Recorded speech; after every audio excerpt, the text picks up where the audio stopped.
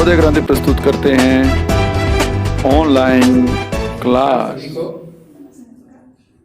आज नवोदय क्रांति परिवार के लाइव सेशन में हमारा विषय रहेगा मूल अधिकार। मैं सुरेश भारद्वाज, प्रवक्ता राजनीति विज्ञान, राजकीय कन्या वरिष्ठ माध्यमिक विद्यालय धाकड़वास, जिला भिवानी। तो बच्चों, आज हम भारतीय संविधान द्वारा प्रदत्त मौलिक अधिकारों के बारे में पढ़ेंगे। ध्यान है किसी को कि मौलिक अधिकार होते क्या हैं? कोई मुझे अपना विचार व्यक्त करके बताएगा? ये सभी जानते हैं कि हमें आजादी 15 अगस्त 1947 को मिली। उससे पहले हमारा देश किसके अधीन था? अंग्रेजों के। लेकिन जब हम आजादी की ओर अग्रसर हुए, उस समय हमारे देश के लोगों ने मिलकर एक संविधान सभा बनाई और उस संविधान सभा के सदस्यों ने एक ऐसा संविधान बनाया जो कि हमारे भारत के निवासियों के लिए था और उसमें कुछ विशिष्ट अधिकारों का समावेश किया गया, जिन्हें हम मौलिक अधिकार या मूल अधिकार कहते हैं। क्या है ये मूल अधिकार और क्यों जरूरी हैं? कहां इनकी व्यवस्था की गई है? तो आप सभी जानते हैं कि भारत के संविधान के अनुच्छेद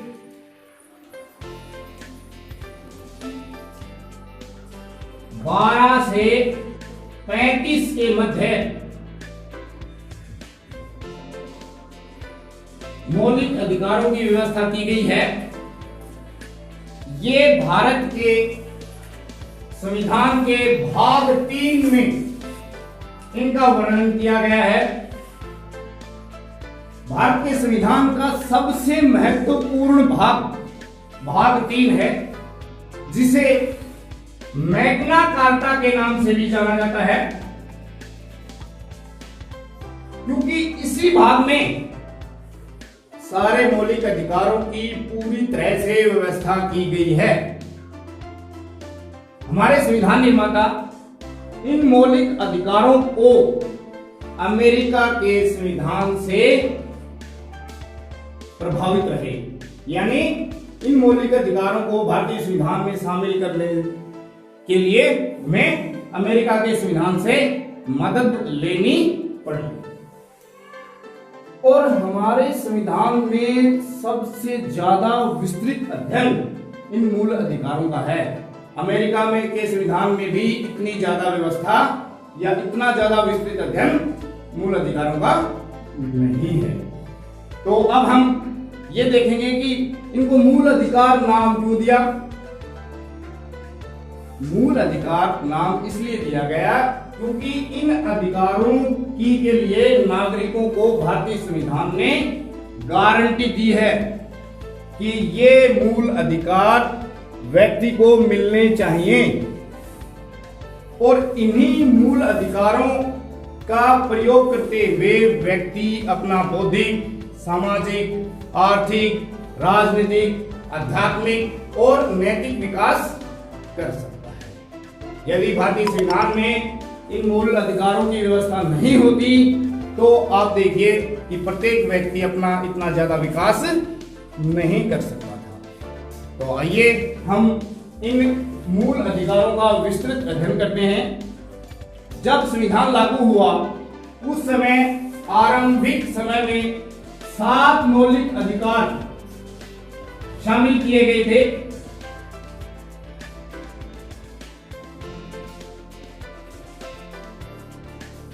कौन कौन से?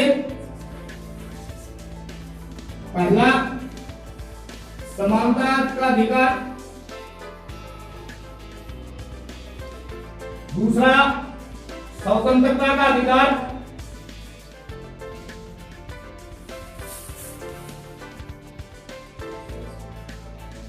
तीसरा, शोषण के विरुद्ध अधिकार।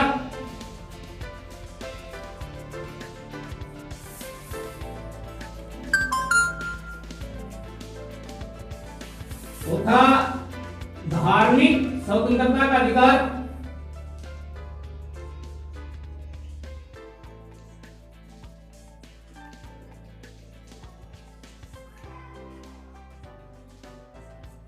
पांचवा शिक्षा संस्कृति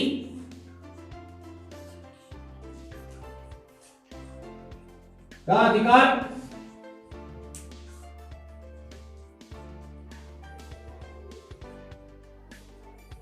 छठा संपत्ति का अधिकार। और सातवां संवैधानिक उपचारों का अधिकार। संवैधानिक उपचारों का अधिकार।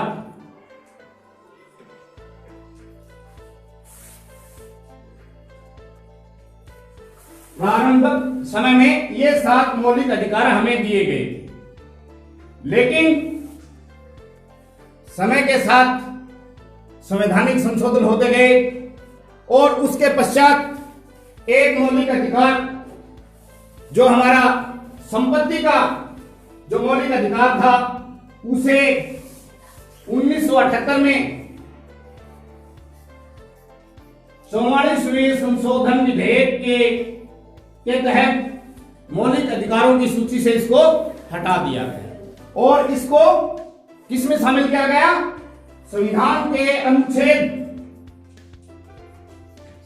300 के अंतर्गत केवल कानूनी अधिकार, इसको कानूनी अधिकार मान लिया गया है। ये अब मौलिक अधिकार नहीं रहा। तो कितने मौलिक अधिकार बच गए हमारे पास में? फिर 6। अब हम इन 6 का विस्तृत अनुच्छेद वाइज अध्ययन करेंगे। ठीक है, यदि आपको पहले इनके अनुच्छेद के तहत बताऊं तो जो हमारा समानता का जो अधिकार है ये संविधान के अनुच्छेद 14 से 18, स्वतंत्रता का अधिकार 19 से 22, शोषण के विरुद्ध 23-24, धार्मिक स्वतंत्रता 25 से 28, शिक्षा और संस्कृति 29 और 30, और संवैधानिक उपचारों का अधिकार 32। ये जो संपत्ति का अधिकार था ये किसके तहत था? 31 के तहत था, जो कि हटा दिया गया है। तो 31 खाली होगा। कितने हो गए हमारे? 6 मौलिक अधिकार। तो अब हम विस्तृत रूप से जो हमारा पहला समानता का जो अधिकार है अनुच्छेद 14 से 18 उसका आपको विस्तृत अध्ययन समझाते हैं। याद करने के लिए और इसको समझने के लिए बहुत अच्छे ढंग से आपको समझाऊंगा मैं। देखिए,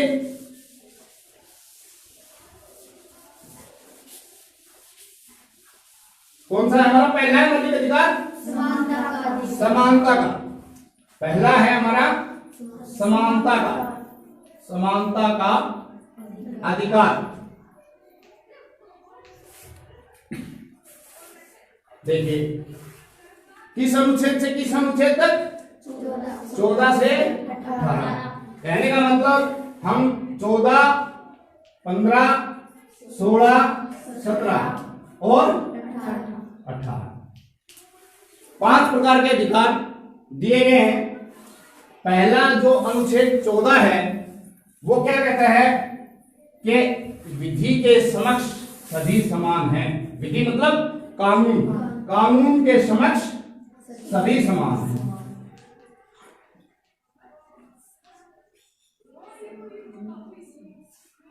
समझ में बात? अनुच्छेद 14 क्या कहता है? कानून के समक्ष सभी समान हैं, चाहे वो भारत का कोई व्यक्ति क्यों ना हो। उसके साथ किसी प्रकार का अमीर गरीब, किसी राज्य में रहने वाला, उसके साथ कानून कोई भेदभाव नहीं करेगा। अमीर गरीब का, छोटे बड़े का, ऊंच नीच का कोई भेदभाव नहीं। विधि जो है वो सबको समान समझेगी। समझ में आई बात?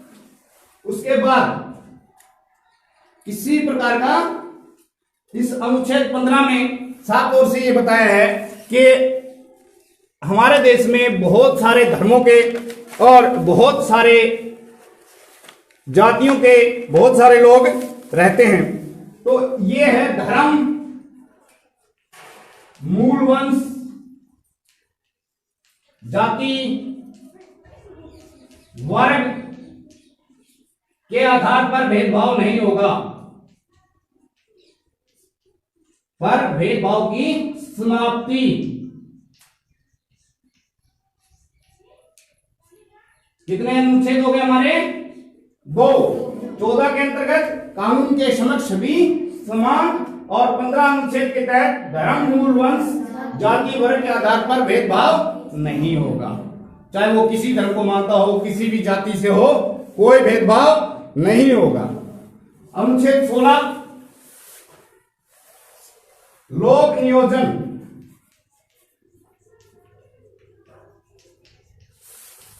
में अवसर की समानता।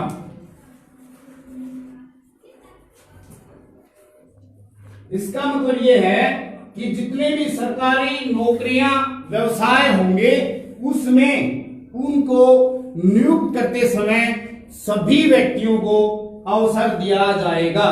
कोई भी नौकरी चोरी छुपे किसी विशेष वर्ग, किसी विशेष व्यक्ति को प्रदान नहीं की जाएगी। यानी यदि एक भी वैकेंसी होगी कहीं सरकार के पास, तो उसको ओपन करना पड़ेगा, शो करना पड़ेगा, और उसके लिए जो योग्य व्यक्ति है वो अपना आवेदन कर सकता है।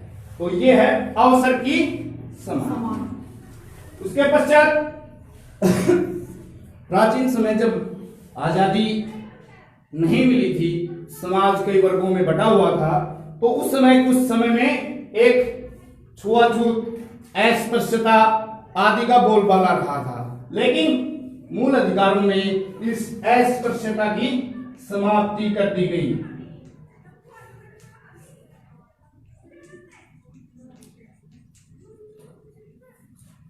अनुच्छेद 17 के तहत कहने का मतलब कोई भी व्यक्ति, किसी भी व्यक्ति के साथ उसकी जाति, रंग, भेद के आधार पर उसे छोटा साबित नहीं किया जा सकता, या किसी को ये नहीं कहा जा सकता कि हम आपको नहीं छू सकते।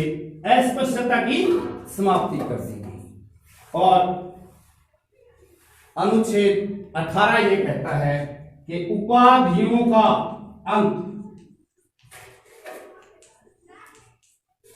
उपाधि स्वतंत्रता प्राप्ति से पहले अंग्रेज भारतीयों को खुश करने के लिए किसी को राय बहादुर, किसी को जंग बहादुर, राय साहब, कैप्टन, इस प्रकार की उपाधियां देकर उसे खुश करते थे। लेकिन मूल अधिकारों में अनुच्छेद 18 के तहत यह व्यवस्था की गई कि इस प्रकार की कोई उपाधि वैलिड नहीं होगी। केवल शिक्षा, साहित्य, खेल, सामाजिक कार्य, इनके क्षेत्र में यदि कोई व्यक्ति उल्लेखनीय कार्य करता है तो उसे उपाधि, डिग्री दी जा सकती है। जैसे चिकित्सा के क्षेत्र में कोई करे, डॉक्टर, टीचर, साहित्य में बहुत अच्छा साहित्य लिखने वाले को ज्ञानपीठ पुरस्कार, खेल में सर्वोच्च खेल दिखाने वाले को राजीव गांधी खेल रत्न पुरस्कार, सामाजिक कार्यों के लिए भी पुरस्कार दिए जा सकते हैं। लेकिन वो केवल वहां तक ही सीमित होंगे, उनका सामाजिक रूप से प्रचार प्रसार नहीं किया जाए। तो पहला जो समानता का अधिकार है अनुच्छेद 14 से 18, उसके अंदर कितने हो गए अधिकार हमारे? 5। क्या? कानून के समक्ष सभी समान। अनुच्छेद 15 धर्म, मूल वंश, जाति, वर्ग के आधार पर भेदभाव नहीं होगा। लोक नियोजन में अवसर की समानता मिलेगी, अस्पृश्यता नहीं होगी, और उपाधियां का अंत। तो ये हमारा पहला मौलिक अधिकार है जो कि अनुच्छेद 14 से 18 के बीच में हमें दिया गया है। अब हम अपना दूसरा कौन सा है हमारा? स्वतंत्रता का। हम स्वतंत्रता के अधिकार के बारे में आपको समझाते हैं।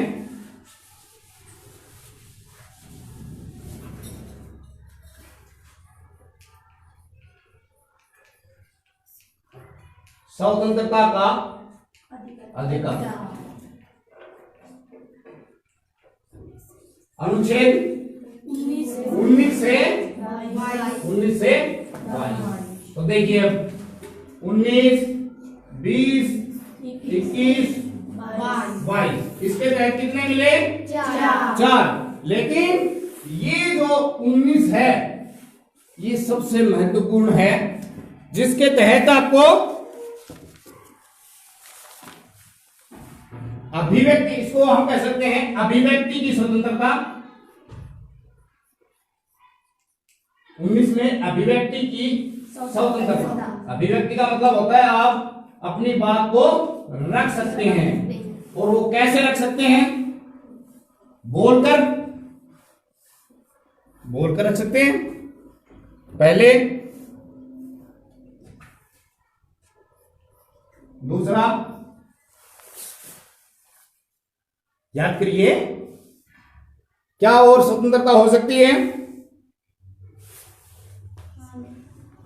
सबसे पहले तो आप अपनी अभिव्यक्ति कर सकते हैं, बोल सकते हैं। यदि कोई भी आप किसी विषय के ऊपर विचार व्यक्त कर सकते हैं, किसी समस्या के ऊपर अपना ओपिनियन दे सकते हैं, या यदि कोई कार्य गलत हो रहा है तो उसका विरोध आप कर सकते हैं।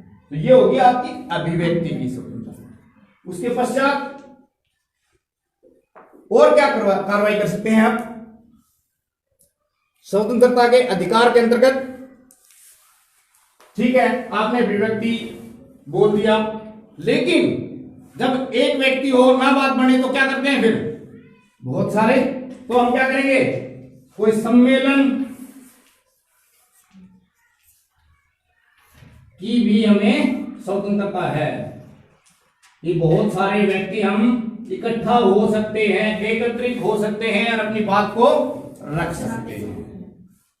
यहां हम अकेले या हम बहुत सारे लोगों के साथ भी, जैसे धरना प्रदर्शन करते हैं, हम गरीब पे नारेबाजी करते हैं भाई हमारी बातें मानी जाएं, तो वो बहुत सारे इकट्ठे हो गए। और उसके बाद क्या? इसी के अंदर तीसरा, घूमने फिरने की। पूरे भारत में आप पूरी स्वतंत्रता के साथ घूम सकते हैं। वर्तमान समय में आप, पहले अनुच्छेद 370 के तहत जम्मू कश्मीर को विशेष राज्य का दर्जा था, जो कि अब समाप्त कर दिया गया है। तो अब हम कह सकते हैं कि जम्मू कश्मीर से लेकर कन्याकुमारी तक हम बिना किसी रोक टोक के आबाद रूप से घूम फिर सकते हैं, यात्राएं कर सकते हैं, दर्शनों के लिए जा सकते हैं, पर्यटन का मतलब लुत्फ उठा सकते हैं। चौथा, क्या कर सकते हैं? यदि हम भारत के किसी भी राज्य में बसना चाहें तो बसने की भी हमें आजादी है, निवास बस जाने की भी रह सकते हैं। हमें हमारे ऊपर कोई भी पाबंदी नहीं है। और पांचवें, कोई आप में से भी तो बताएं मुझे कोई नई बात, और कौन सी स्वतंत्रता रहेगी? बताइए। रोजगार नहीं चाहिए सबको, नौकरी नहीं चाहिए, रोजगार, व्यवसाय,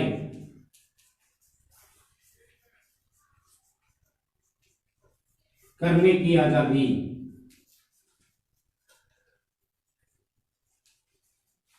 ये भी हमें अनुच्छेद 19 के तहत मिली है। एक और है,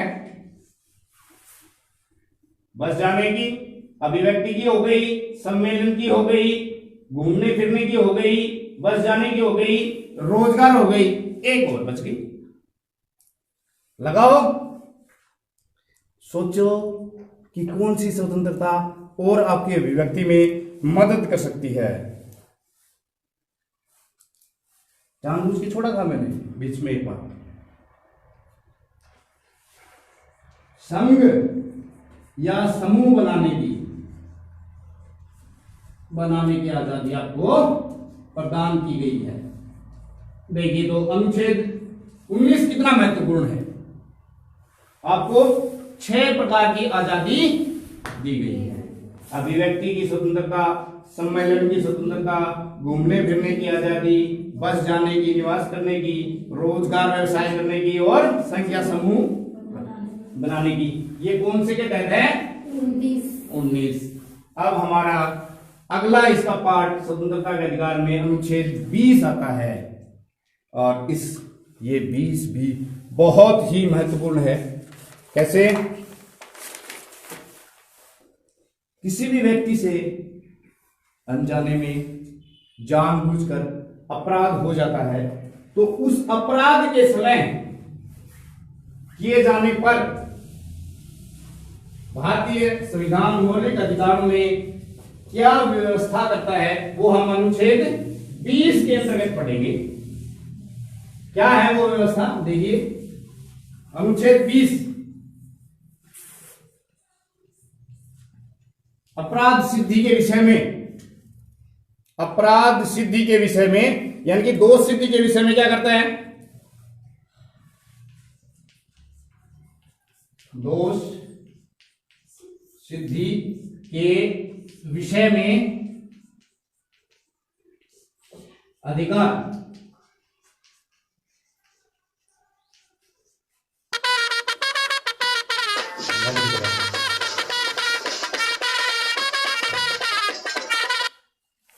दोष सिद्धि के विषय में कि आपने कोई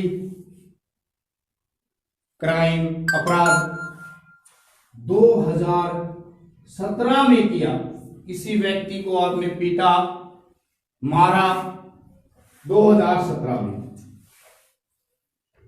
तो आपको जो सजा है भारतीय कानून के तहत 2017 में जो कानून व्यवस्था है उसके अंतर्गत ही आपको सजा दी जाएगी। यदि 2019 में कानून बदला है, सजा में परिवर्तन किया गया है और आपने अपराध 2017 में किया है और 2019 में उसकी सजा को बढ़ाया गया है, लेकिन आप पर लागू 2017 के कानून होंगे। भारतीय सरकार, विधानमंडल कोई भी दोष साबित करने वाले को, जिसको दोष साबित होता है, उसको सजा वर्तमान कानून के समय नहीं दे सकती। क्या आधार पर नहीं दे सकती? उस समय जो कानून था उसके अनुसार उसको सजा मिलेगी। कई बार क्या है कि पुराना कानून है और उसमें आज को संशोधन किया गया, तो वो संशोधन आज की तारीख से ही लागू होगा, पीछे किए गए किसी अपराध के लिए लागू नहीं होगा। और एक आपने बहुत सी कॉमन बात सुनी होगी, कौन सी? कोई बताएगा अपराधी के विषय में? नहीं। यदि आपने कोई अपराध किया है तो उसके लिए आपको एक बार ही सजा मिलेगी।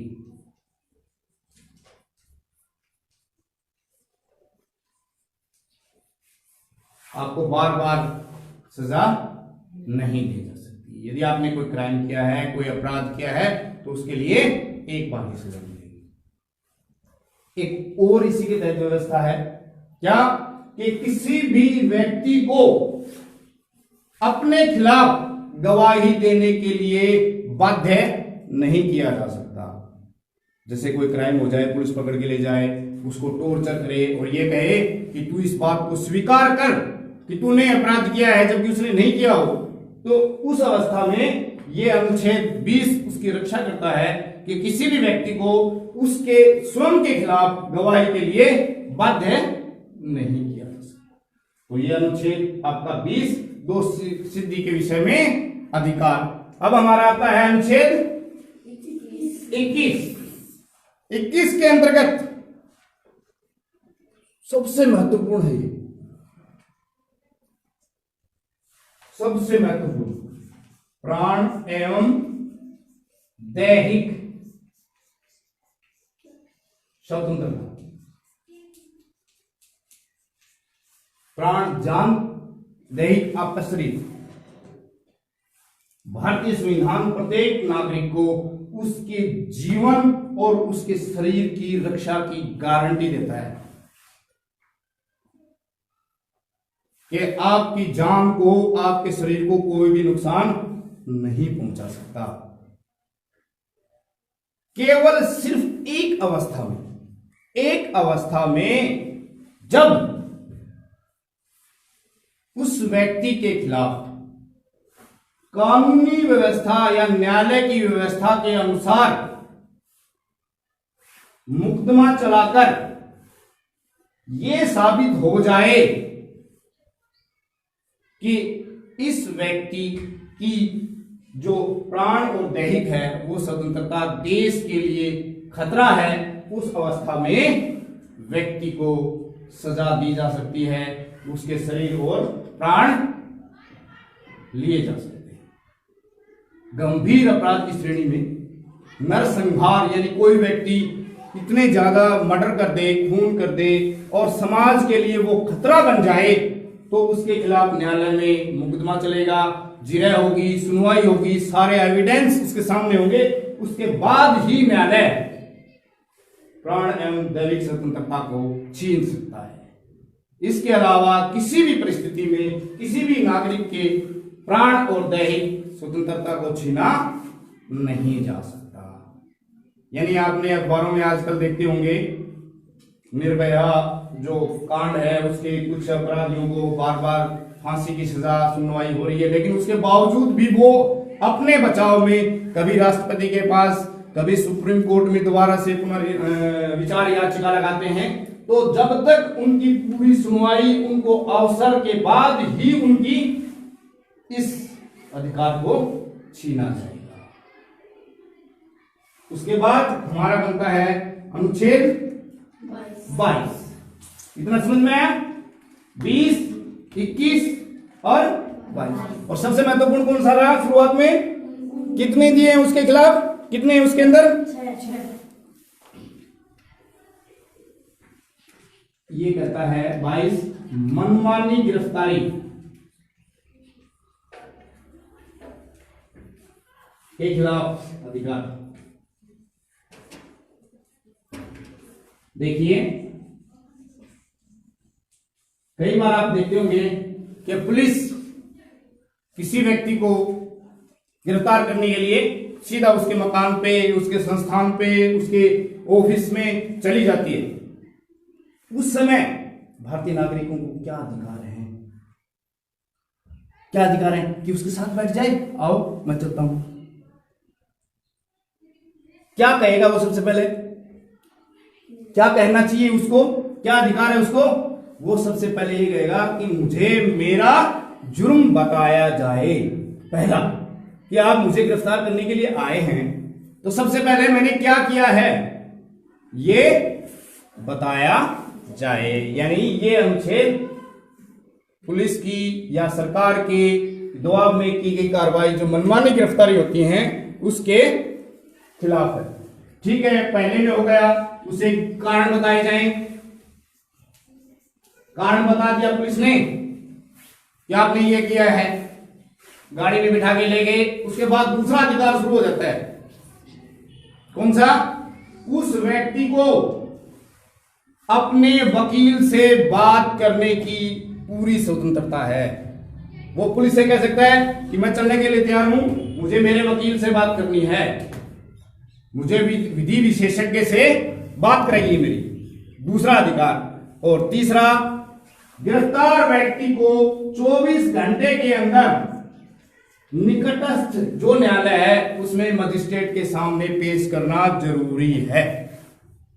ये नहीं है कि पुलिस आज गिरफ्तार करके ले गई, 5 दिन पता नहीं कहां रखा उसको, नहीं। ये अनुच्छेद 22 के तहत आपको 3, पहला कारण बताओ, दूसरा वकील से बात करने की आजादी, और तीसरा 24 घंटे के अंदर न्यायालय के समक्ष पेश करना। फिर न्यायालय का काम होता है, वो देखता है कि क्या व्यक्ति को सही गिरफ्तार किया गया है या नहीं। यदि गलत किया गया है तो उसको न्यायालय छोड़ देता है। तो हमारे स्वतंत्रता का अधिकार कंप्लीट 19 से 22। अब हमारा आता है तीसरा मौलिक अधिकार। कौन सा है वो? शोषण के विरुद्ध अधिकार,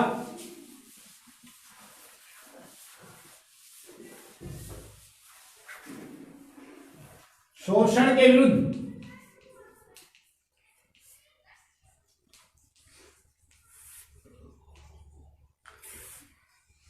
अनुच्छेद कितने से कितना, 23 से 24। अब देखिए अनुच्छेद 23 क्या कहता है। पहले तो आप इसका मतलब समझिए। शोषण क्या होता है? शोषण किसी व्यक्ति को उसकी मर्जी के खिलाफ किसी कार्य को करने के लिए बाध्य करना। यदि आपके गांव में कोई गरीब व्यक्ति है तो उसको कोई खेत में काम है तो उसको जबरदस्ती ले चलो भाई हमारे यहाँ खेत का काम कर और बदले में उसे कुछ ना देना, तो ये क्या हो गया?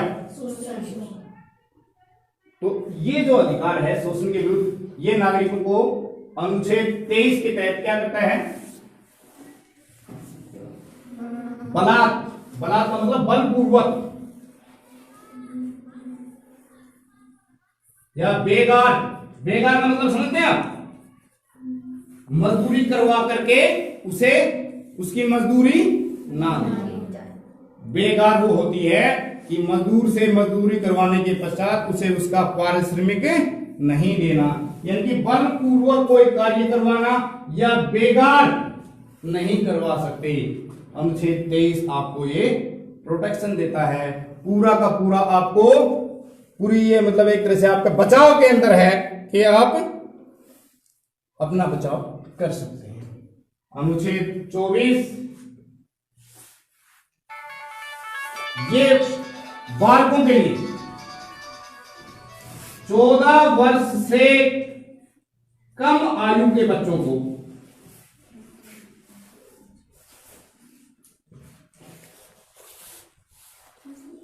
को खानों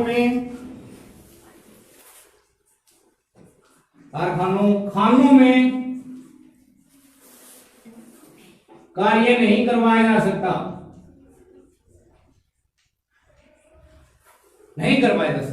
इसके अलावा वो कार्य भी नहीं करवाए जा सकते जो उसकी जान के लिए खतरा है। तो ये अनुच्छेद 24 हमें जो बच्चे हैं 14 वर्ष से कम आयु के, उनके अधिकारों की भी रक्षा करता है। तो शोषण के विरुद्ध कितने अनुच्छेद हैं? 2। अनुच्छेद 23 क्या कहता है कि किसी व्यक्ति से बेगार नहीं ली जा सकती, बलपूर्वक कोई कार्य नहीं करवाया जा सकता। और 24 कहता है कि 14 वर्ष से कम आयु के बच्चों को कारखानों में जो खान होती हैं, जिनमें बहुत ही एक तरह से नारकीय जीवन होता है, ऐसे कार्यों के लिए बच्चों का उपयोग, उनकी सेवाएं नहीं ली जा सकती। कितने हो गए हमारे मौलिक अधिकार? 3। समानता, स्वतंत्रता और